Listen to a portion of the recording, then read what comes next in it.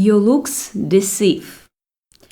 Not because you are doing or hiding something, but because the version of you people have been quietly judging isn't actually you. And somewhere deep down, you have known that for a long time. There is a gap between who you are and who people think you are. And that gap has been costing you more than you have let yourself admit. So the truth about you, the real one sitting just beneath the surface of every interaction, is about to become unavoidable. And take a breath.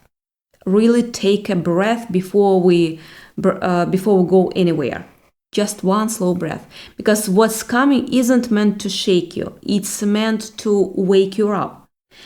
So somebody has been looking at you across a room, across a table, and they have been holding onto a version of you that doesn't exist. Not because they are cruel, no, but because they are really uncomfortable with the actual person standing in front of them. Your presence asks something of people they are not ready to give. Instead of sitting with that discomfort, they have flattened you into something easier to manage, something that fits neatly into their expectations, their insecurities, their need to feel like they understand the world. And that flattening has been happening right under your nose, often by people who smile at you, people who tell you they have your back. Yeah, people who would never admit they have already decided who you are without even ever asking you a single real question. But you felt it though. You have felt it, yeah. That's the part that's been haunting you. The feeling that something is off, that the person they are describing doesn't match the person you experience yourself to be in the quiet hours when nobody's watching. You have caught glimpses of it in their eyes during conversations, a flicker of surprise when you say something that doesn't fit their image of you, and a brief pause when you reveal a layer they didn't expect. And in that pause, you've seen it. The recognition they have gotten you wrong. The problem is they almost never say that out loud. Instead they double down on the version they have already built, because admitting they were wrong about you would require them to question themselves. And most people would rather be wrong about you than be wrong about themselves. So here we are. Someone out there has been sitting with this truth about you. They have seen it, felt it, caught glimpses of the real you slipping through the cracks of their assumptions. And instead of adjusting their negative narrative, instead of showing up with humility, they have been hoping you'd go back to being who you were before, who they thought you were, because who you actually are is too much for them. Not in the sense that you are overwhelming, but in the sense that your presence exposes the limitations of their own perception. Every time you show up as the full complex person you actually are, you hold up a mirror to their smallness, their fear, their unwillingness to engage with anything that challenges their comfortable worldview. That's the truth. That's the real truth they are too shocked to tell you. That's the truth sitting in their chest, keeping them awake at night. Not that you have done something wrong, but that your existence asks something of them they are not willing to give. You ask them to see you, really see you, past the surface, past the easy labels, and in the quiet hours when the distractions fall away, they know they have been avoiding that. They know they have been taking the easier path of misunderstanding, because understanding you fully would require them to grow, and growth, it's really uncomfortable, and they'd rather stay comfortable than tell you the truth. Picture this. It's a Friday evening, and you have just walked away from a conversation that felt like it was happening in a language you don't speak. The words were in your native tongue, but something was missing.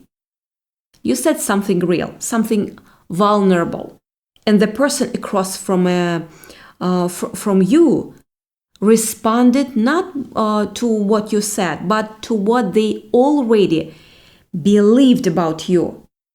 Their ears heard your words, but their minds processed them through their view, through a filter they constructed months ago, and they responded to their filter's version. You walked away feeling that hollowed out sensation of having been in a room with someone but never truly connected. And you are starting to wonder if it's you. Maybe you are the one who's too complicated, or too sensitive, or too difficult to understand. Let me stop you right here, right there. That internal spiral, that blaming yourself for other people's perception failures, is exactly what they have been relying on. They have been counting on you to internalize their misunderstanding, to wonder if maybe you are the problem, because as long as you are questioning yourself, you are not questioning them. You are not noticing how quickly they retreat from anything uncomfortable. You have been giving them the benefit of the doubt, and all the while, while they have been quietly relieved that you are not pushing harder. Here's what's actually happening in their head when they look at you. They see competence and feel threatened. They see depth and feel exposed. They see someone who carries themselves with knowing, and instead of finding it inspiring, they find it unsettling, because it highlights something in them that's still unformed. Your very existence in their orbit is a quiet indictment of their own unwillingness to do the work. You don't have to say anything about it. Just being who you are. Just being who you are. Without apology, without shrinking. It's enough to trigger something primal in them. They know you have done the work they've avoiding. You've sat with your shadow, asked yourself the hard questions, being willing to be wrong about yourself and grow. And they haven't. That gap is the thing they cannot face. So instead of facing it, they have been building a case against you, quietly, almost unconsciously, they have been collecting evidence that supports their comfortable narrative. They have been remembering the time you were stressed and short with someone, ignoring the countless times you were patient and kind. They have been cataloging your worst moments and forgetting the times you showed up with generosity. This is what people do when they have protected themselves, when they are protected themselves from an uncomfortable truth. I want to add, uncomfortable truth. They build a cage around you made of your worst moments and convince themselves that that cage is who you are. They tell themselves you are too much because that's easier than admitting the real truth, which is that you are more than they can handle. Not because you are broken, but because they are small. And it's not arrogant to say that. Yeah. I need you to hear something that might sting but will ultimately set you free. The reason they have been treating you this way, withholding the truth, quietly talking about you behind your back, has very little to do with you. It feels personal because every interaction, every subtle exclusion feels directed at you. But what if I told you that you are just the mirror? Just the convenient place for them to project everything they cannot face about themselves. They don't have a problem with you. They have a problem with what you represent. You represent the choice they didn't make, the growth they haven't pursued, the version of themselves they could have become. So your very existence makes that visible in the way that hurts. And here's the part nobody tells you. That silence, the refusal to be honest, isn't about protecting you from pain. It's about protecting them from accountability. If they told you the truth, they would have to own it. They would have to sit with how small it makes them look. Their ego, that fragile construction they have been maintaining, would not survive the impact. So they stay quiet. Yeah, they let you twist the wind. They let you carry the weight of their unspoken judgment because that's easier for them. But something is shifting. The version of events they have been clinging to, the narrative they have been using to make you fit into their limited understanding, is beginning to buckle under its own weight. You don't have to do anything to make that happen. You don't have to control them or defend yourself. The truth about who you are is going to surface on its own, because truth always surfaces eventually. It's just a matter of time. It might look like someone else noticing the discrepancy and speaking up. It might look like a situation that forces them to see you clearly. It might look like an internal reckoning where they finally have to admit they have been wrong. However it comes, it's coming, and it's going to leave them standing in the rubble of their own assumptions. You need to understand that you are not responsible for their perception of you. You never were. Never. You were responsible, and you are responsible for living your truth, for showing up as the full, complex, sometimes messy, always evolving person that you actually are, and letting other people deal with their own feelings about that. If someone is uncomfortable with your depth, that's their work. If someone is threatened by your growth, that's their loss.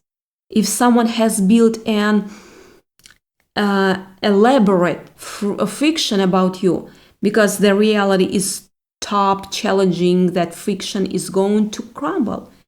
And when it does, you will not even need to be in the room. I want to talk about this, what actually cost you, not what cost them, but what it's cost you internally to carry this weight. There is a specific exhaustion that comes from being misperceptive, from constantly being seen through a lens that distorts who you actually are. Is the exhaustion of invisible labor, the labor of constantly translating yourself, constantly trying to bridge a gap the other person refuses to see. You've been doing that labor for a long time. The late nights replaying conversations, the moments of second-guessing yourself, the tendency to soften your true thoughts because you've learned your full self is too much for some people. All of that is a cost you have been paying on behalf of people who will not meet you where you are. You don't have to keep paying that tax. You don't have to keep shrinking to fit into boxes that were never designed for you. You don't have to keep apologizing for the space you take up, for the complexity you bring. The people who are meant to be in your life, the ones capable of holding all of who you are without flinching, will find you. They will find you. They will see you clearly without you having to do the work for them. And the ones who cannot, the ones who need you to be smaller, simpler, more manageable, they are going to drift away. That's going to feel like a loss at first, but it's actually a liberation. It's painful, yeah. Imagine a room where you walk in and don't feel the need to adjust your energy. A conversation where you say exactly what you think without filtering it first. A relationship where the person across from you is genuinely curious about who you are, not projecting their own stuff onto you. That room exists. That conversations exist. That relationship exists. Not as a fantasy, but as something available to you the moment you stop trying to be legible to people who don't want to read you. And here's what I know about you. You have been carrying more than you share. You have been generous with your understanding, overly generous with your benefit of the doubt. You've given people chance after chance to see you clearly, and they have squandered them. You've been the adult in the room when nobody else was willing to be, and you are tired, really, really tired. Not the kind of tired that sleep fixes, but the kind that comes from being misunderstood by people who should be close to you. That's real, that's valid, that's worth acknowledging and releasing. The shocking truth that's coming, the one this whole conversation has been building toward, is that you are not the problem. And you never were. The problem is the gap between who you are and who people assume you to be. And that gap is entirely their creation. You didn't build it. You've been trying to bridge it with every interaction, every attempt to be fully seen. And the reason it hasn't worked is that they don't actually want it to work. They need you to stay in that box, because your presence outside the box disrupts their entire worldview. Your refusal to be contained, your insistence on being fully human, is a threat to their narrative. But here's the thing about truth. It doesn't need to be loud to be real. It just needs to be true.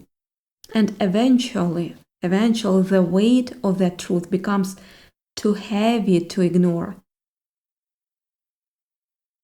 The person who's been misperceiving you is starting to feel that weight. They are starting to realize their version of you doesn't match the reality they keep catching glimpses of. They are starting to see the cracks in their own narrative. And instead of being curious, they are feeling embarrassed. They are realizing their avoidance has been more about them than about you at all along. And that's a really hard thing to face when you have built your entire sense of self around being the perceptive one. You, on the other hand, have been doing the work. You've been sitting with your own shadow, asking yourself the hard questions, staying curious about your blind spots. You have been showing up with humility, giving people the chance to be wrong about you and correct their assumptions. And the fact that they haven't taken that chance, that they have chosen their own comfort over a relationship with you, says everything about them and nothing about you. Nothing. That truth is going to land eventually. They are going to have to look at you with new eyes, and in that moment they are going to realize what they have been missing. You are already moving past this. Even if it doesn't feel like it, part of you is already looking forward, already stepping out of the weight of being misunderstood. You're not the same person you were when this started. You have been reshaped by it, strengthened by it, clarified by it. You know things about yourself now that you didn't know before. You have discovered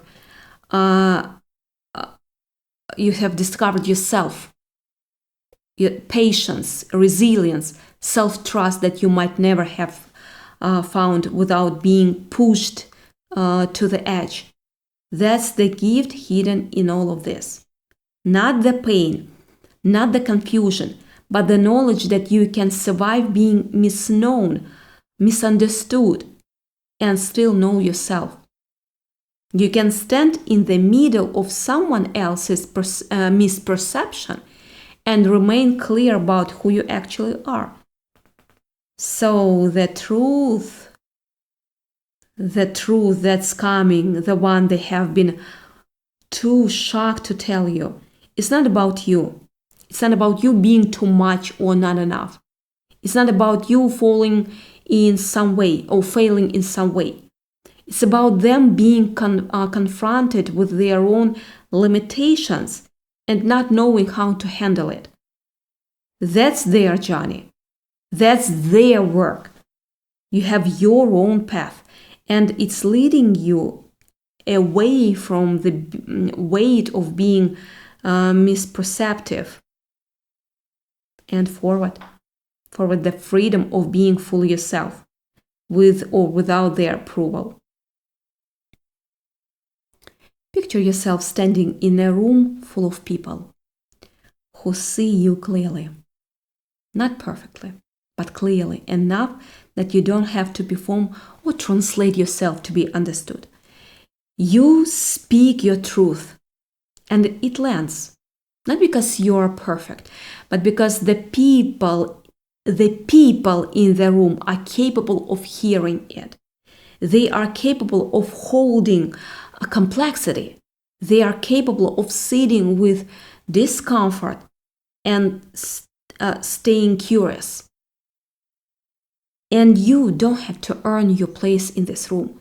You just have to show up as yourself and trust that the right people will see you. That room is real. That room is real. It's already forming around you. As you release the burden of being misunderstood or understood by people who don't want to understand, you will find yourself walking into that room more and more often. You will find your people, you will find your place. And the shocking truth that's coming, the one this whole conversation has been about, is that you have always belonged in that room. You've always been seen, even when the people around you were not capable of seeing you. You've always been known, even when you were being misknown. And the version of you that exists in the quiet space where nobody else's opinion can reach, that version is real. It's valuable and is the only version that matters. I love you.